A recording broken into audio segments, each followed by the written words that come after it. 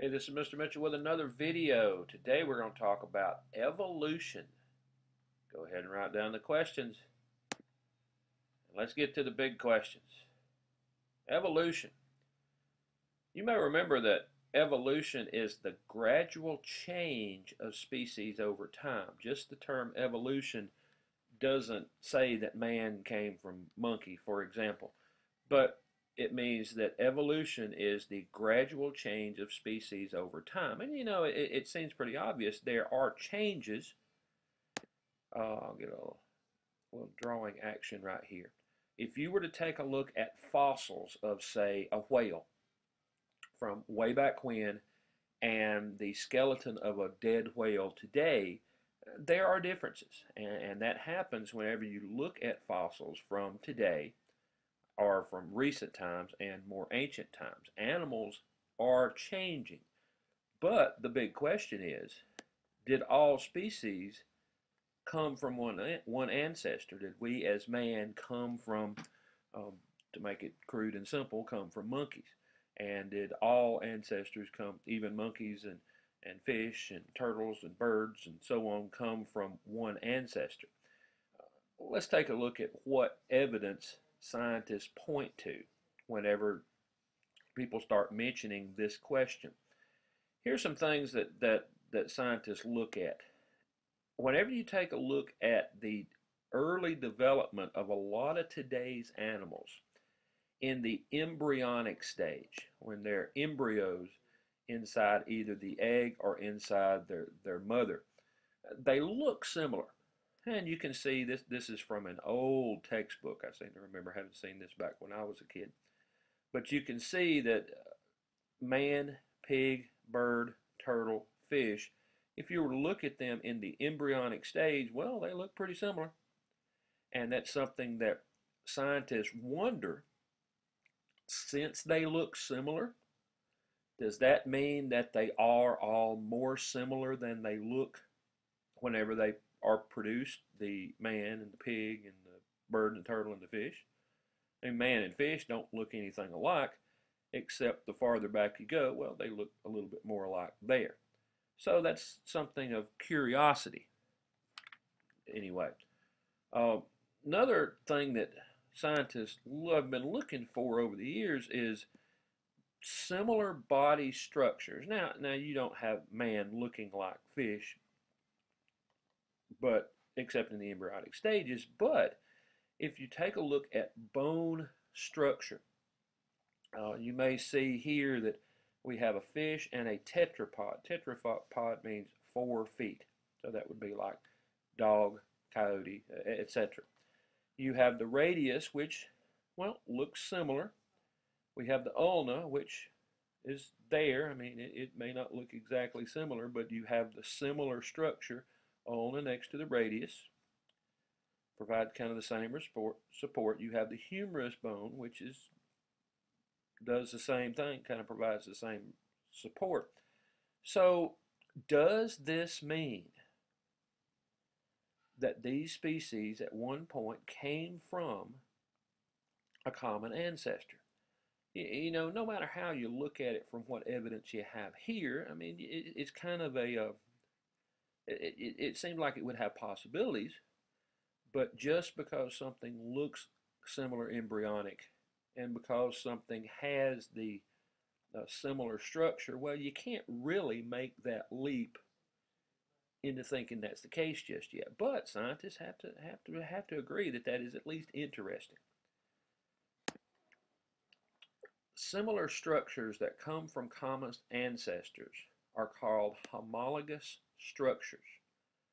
So if we do have a common ancestor for any kind of animal, maybe even all animals, then all the creatures would be called homologous structures.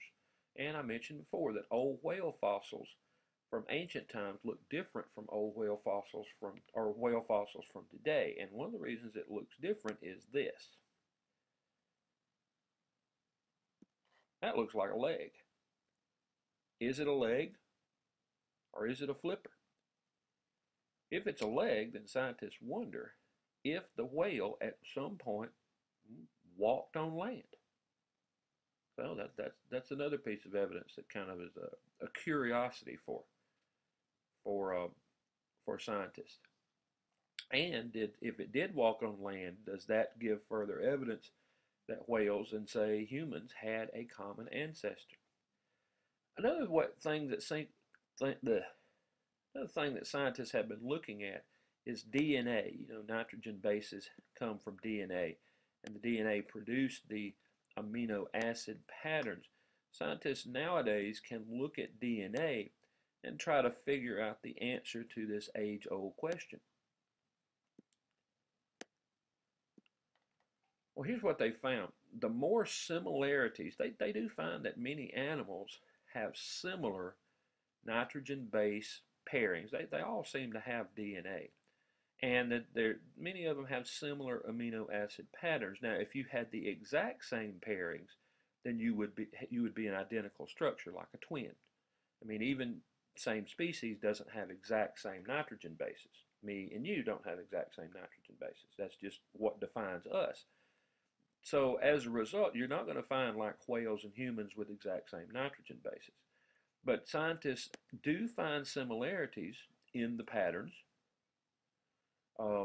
And as a result, scientists use branching trees. Now that's diagrams like this and diagrams like this to illustrate how closely related we may be to some animals. I can't remember exactly what the stat was, but said something like of our 23 chromosomes, almost all of them were identical to, say, a dolphin or to, say, a monkey. I forget exactly what that was. But that's what scientists would be looking for, DNA similarities. And they use these branching trees to try to illustrate that. So all those fish here that are on this tree are not exactly the same as the fish on this tree, but they are thinking that they branch from a similar homologous structure from a similar ancestor. You can't see the words here, but the same thing we have like what looks like a skunk here, some kind of otter or lemur or something here that may have come from a similar ancestor. At least scientists are thinking so, that their DNA is closer related than, say, the DNA of this skunk and this big cat right here. So that's one of the things that's what a branching tree is from. So, how do scientists think a different species forms? I mean, if we all came from the same species, why did that species not say the same? Why did we not have that man beast, whatever it would be, from day one and continued through to today? How do you get these different species according to scientists? Well, it's probably natural selection is what scientists think. When individuals adapted to the environment and survived and reproduced. Now you may remember in the last video we had something about the Galapagos Islands in South America. Galapagos Islands are off the coast of South America, and you had different species which seemed to form from here that came from South America, but because they were isolated and no longer with the other species, they had to adapt to survive. And I think we mentioned that we had turtles that were here that looked similar on these islands as they did in South America. But they had little adaptations, I guess you might say, and these adaptations is what made them different. Now they're still turtles, but a scientist would speculate that maybe these turtles over here at some point would be so different, have so many adaptations that it would become a new species. And at least that's the road scientists are traveling on as far as how species are formed. And that would explain why there are so many different species in, say, Australia, because it's pretty much separated from the rest of Europe and Asia. Now, there are some unanswered questions. There's some unanswered questions that scientists have. What about mass extinctions? What about those animals like the dinosaur that appear to have been here one day and then gone for whatever reason? We don't know. Scientists have a hard time explaining that. And several of them have taken place in the history of time. What scientists are thinking is that it has to be some kind of climate change that's causing all these mass extinctions over time. Now, if you look below where I'm writing down climate change, you're going to see this big explosion. It's in brown.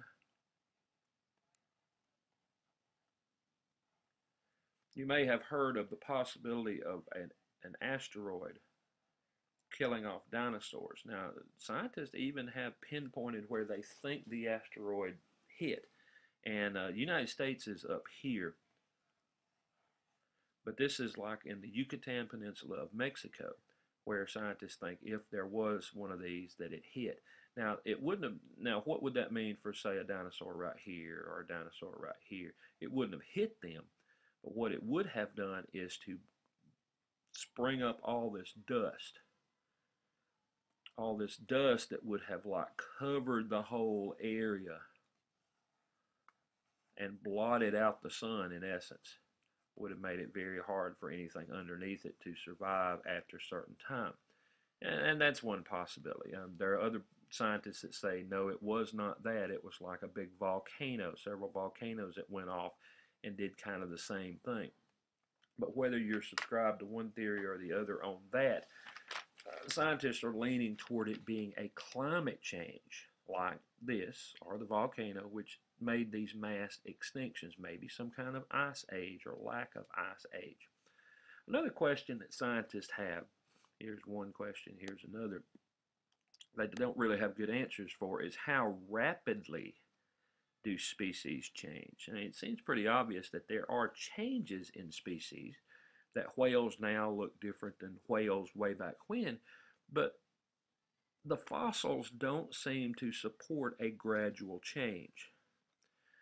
If scientists that believe there's a gradual change, and your book will have this defined, believe that it'd be something called gradualism, slow, steady change in, say, the whale, say the human, whatever. Charles Darwin believed in this, by the way, that there was a slow and steady change. But fossils don't seem to show this. Fossils show, for the most part, no change for a long period of time, and then sudden changes. And, well, I guess the theory that accounts for that is called punctuated equilibrium, where you have the species changing in brief spurts. And here are a couple of models right here. We have a gradualism model, where you have kind of slow change. This tree, it just kind of slowly, these brown moss form, and just kind of slowly these white moss form. Whereas here you have the common ancestor, and then suddenly you have the change that comes right here. And you have the common ancestor, and suddenly you have the change that goes on right there. And that would be what that would be. So I hope you've learned a little bit about evolution and whether we have a common ancestor. Don't forget to do the questions.